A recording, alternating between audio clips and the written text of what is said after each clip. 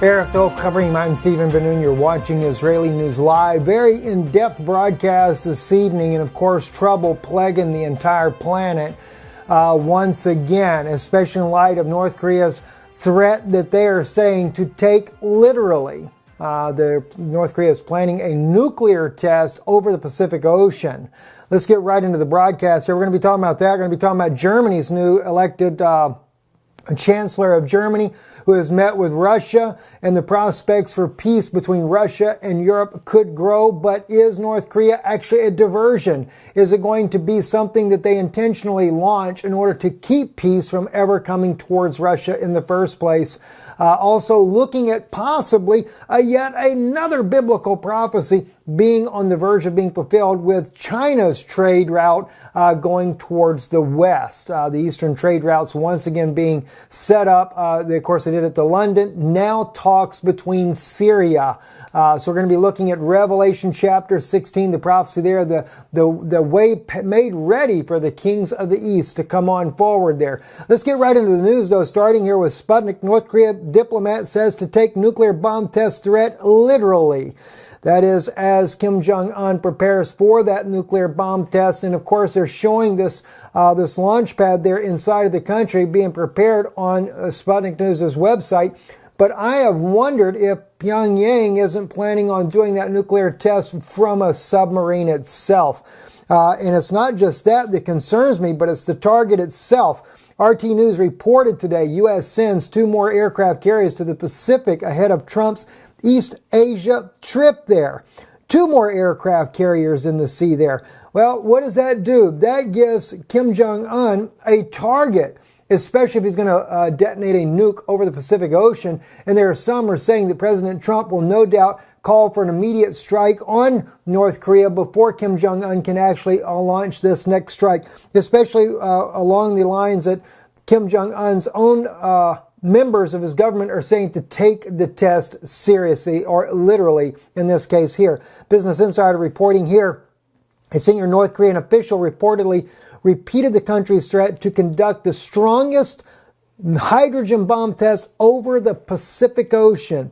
Official likely meant launching a nuclear missile and having it detonate over the ocean, which could kill many and would likely pollute the environment for generations. Then we can jump over to Reuters here. If Reuters happens to pop up for us here. But anyway, Reuters also weighing in on this issue, saying that it would be an atmospheric nuclear test threat, literally, according to what Reuters is stating on the issue there. Certainly an EMP attack, the dreaded EMP attack that the U.S. does fear the most. It's not so much about a nuclear weapon actually reaching the United States, but an EMP attack that could literally set our country back into the Stone Age itself because of all the electronics being totally taken out as a result, or at least in part on the western coast because of such an attack there. Now, that would then make the U.S. more vulnerable to outside forces invading the country. Whether or not anyone is actually ready to do that or not is still yet another question. But as far as Kim Jong-un trying to make his point that he is not just going to be bullied around by President Trump, well, I think he's trying to make his point very clear. But at the same time, President Trump not playing games, not mincing words either, that he is definitely going to go at it, as it's brought out here on MSNBC. Their own title on their page here, U.S. diplomat, current U.S. message to North Korea is surrender without a fight or surrender with a fight. One way or the other. The United States definitely appears to be ready to launch that preemptive strike. And it's exactly in accordance to the prophecy in the book of Daniel chapter 11 verse 44. But tidings out of the east and out of the north shall affrighten him. That tidings could be from China and North Korea combined together, and of course Russia. And he shall go forth with great fury to destroy and utterly to make away many. That's the king of the north, and that is not Donald Trump. I don't believe that's President Trump, not one single bit. But I do believe that we are looking at this biblical prophecy being fulfilled, not because of President Trump, but because whoever is pulling the strings for the deep state U.S. military could be Rome itself right there inside of Europe pulling those strings. And when I say that, there's some things I think that are beginning to unsettle Rome, especially if you remember the very Pope of Rome himself condemned the relationship that Donald Trump was trying to have with President Putin. And now what do we have here? We have the new Vice Chancellor of Germany, Mr. Walter Steinmeier, who is met today with President Putin after being elected. Not only that, the trading between Russia and Germany is now back on the rise. Sanctions or no sanctions, Steinmeier wasting no time to get trade relations working together with President Putin.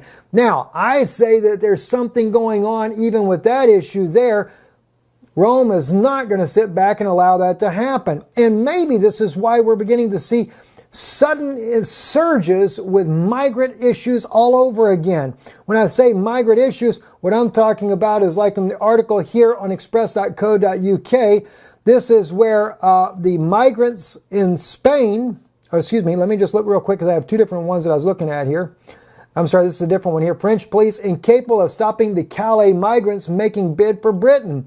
In a shocking report where they share there, talking about they have no way to stop these migrants from once again mounting up another, and they believe they're going to make another jungle there near Calais. We've been there many times, shared that information with you. Very serious situation going on over there. And of course, as well in Spain, this was the article that we were actually speaking about there, and we can't actually blow that one up there, but this is the situation going on there inside of Spain there, where they had hundreds of migrants that came over from northern Africa there, trying to get into Spain. They have stormed the gates there, and it is becoming a major problem for the Spanish government to deal with. Is this something that they're just beginning to do this in order to create havoc in Europe to where Germany has no chance to do any kind of relationships with Germany whatsoever? I can't really say for sure, but it has become a major problem inside of Spain, also in Italy, and as well as France, dealing with the migrant crisis that is increasing, especially coming out of northern Africa, out of the different war-torn regions there, coming from Morocco, etc. All right, then we go into other issues as well. This isn't just the only issues that we're looking at, but we also have another thing that is happening. China proposing a high-speed rail line connecting Western China to Iran. And we know they already did the one connecting China all the way to London, and the first train has already gone there, but we're talking about a high-speed train in this case here.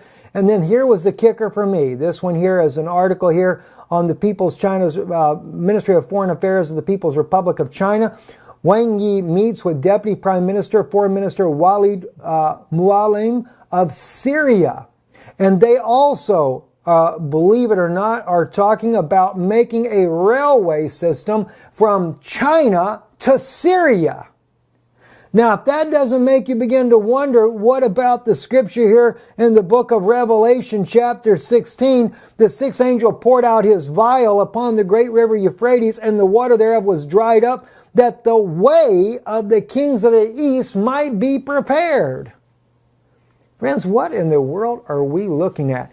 And I'm in prayer about this particular issue right here over Revelation chapter 16, verse 12. There's a lot of other ones up above this that speaks about the different deaths and everything, the plagues that are being poured out. And I can't really say that I know it. I don't have a firm revelation on this. I do know, as I looked at this and saw it myself, I looked online to see if others were looking at this. Yes, there are others. No one had seen, though, as far as that I'm aware of, this latest article coming out off of the Chinese own website there, China's own website, about the new agreement with the Syrians. That had not been brought out. This was, or at least I've not seen anybody speaking about this in relation to the biblical prophecy of Revelation 16. But others have noted, though, when China was making the new trade route from ancient days all the way to London, England, they were speaking about the Revelation 16 prophecy. So there are people already recognizing that, but to actually see this one here on September the 23rd, where Syria has actually met with China, and of course part of those talks there in the article here is about building, as you can see, the Belt Railroad right here on there. See China's active participation in Syria's post-war reconstruction process. Syria treasures its traditional friendship with China and welcomes and supports the Belt and Road Initiative and is willing to participate in joint construction so as to pursue more practical results from bilateral cooperation. So not just a railway, but a road, and oh my gosh, this is unreal. We are sitting here on the verge of some of the most fascinating biblical prophecies being fulfilled in our day as we speak now. Friends, do keep us in prayer here. A lot of things that are going on that we're dealing with, but we ask for your prayer, and also we ask your kindness in supporting the work that we are doing here and trying to keep this broadcast of prophetic insights coming to you here on Israeli News Live. Visit our website, israelinewslive.org. We'll put it in the description below, and if you don't want to go there, just check out our YouTube channel. Right there below the picture on the screen, there's a subscribe button, and just above that subscribe button, if you're watching Israeli News Live on YouTube, there's a little donation link there where you can click on that and you can help support the work we do here. God bless you, thank you, and we'll see you again tomorrow. I'm Stephen Ben-Nun with Israeli News Live. Shalom.